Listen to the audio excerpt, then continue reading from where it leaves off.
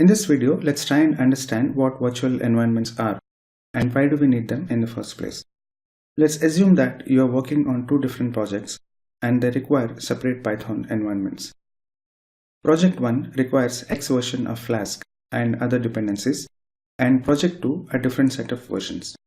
First of all, it's difficult to install and manage different versions of same software in one place, and further, if you update the software installed in the global location, it changes the version in all of your projects, and that leads to version conflicts. And therefore, your projects may not run because of these changes. If not for virtual environments, it would be difficult to avoid such problems. So think of a virtual environment as a box, where you can keep all the tools and dependencies required by a certain project inside that box. And you can create as many boxes as you wish and switch between them depending on your requirements. So with the help of virtual environments, we can keep things separate in isolated workspaces. In this example, we need to create two separate boxes or two different virtual environments for each of these projects. In Python 3 and above versions, virtual environment is included by default. If not, we can install it using pip install virtual env. Let's first see how to do this on a Mac, and then we'll move on to Windows. So here I'm on a Mac. In the Spotlight search option, type terminal and click on it to open. In the terminal, simply type the command sudo pip install virtual env. Note that pip will install packages for Python 2.7 in Mac because Mac by default has Python 2.7. Therefore, use pip3 install virtual env to install virtual environment for Python version 3. This is same for all the packages. So use pip3 to install all the dependencies to work with Python version 3. So virtual env is now installed. Let's create a directory and name it Flask project.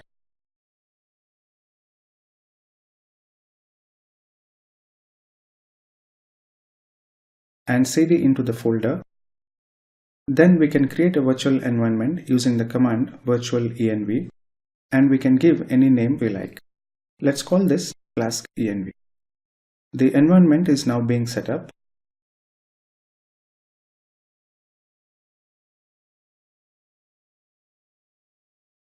And if I type ls, we can see a folder or the virtual env that we just created. To activate this env, we can type source, then the path flaskenv/bin/activate. Now we can see the virtual env prompt with the name that we gave it. And we can now install all the necessary dependencies for this project. Let's say pip install Flask. Again, use pip3 to install Flask for Python 3.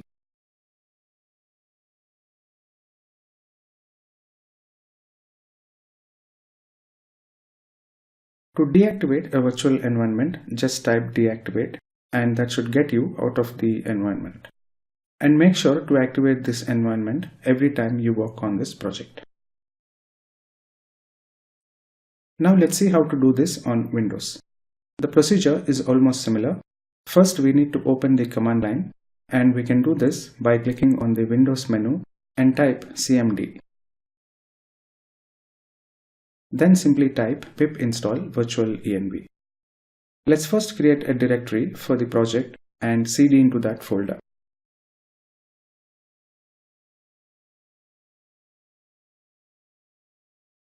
Inside this folder, we can create a virtual environment by typing virtual env and then the name. Let's call this Flask env.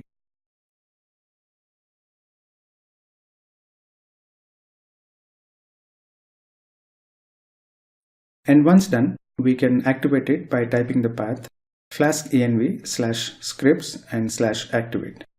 All the packages or dependencies can now be installed inside this virtual environment.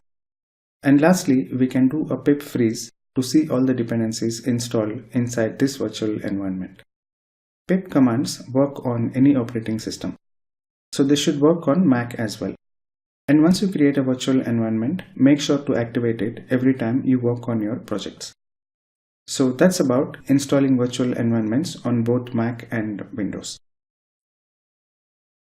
So we have seen how to work with virtual environments, and you would have noticed that creating and managing virtual environments manually is somewhat tedious. And if you are using an editor like PyCharm, it makes the process of creating and managing them a lot easier. And we'll see how to do that in the next lesson.